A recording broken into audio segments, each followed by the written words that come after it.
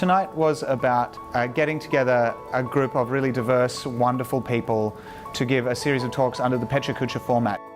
It's 20-second slides and you get 20 of them, resulting in a talk that goes for 6 minutes and 40 seconds only. And you talk about something passionate. They all get to umbrellaed under a theme, and tonight we had the theme of playing the part. So we got to see people who are neurodiverse talk about playing, or what part that has made them play. We had people talk about playing the part of whiteness. We had people talking about themselves being Indigenous and then working as architects and how that interrelates.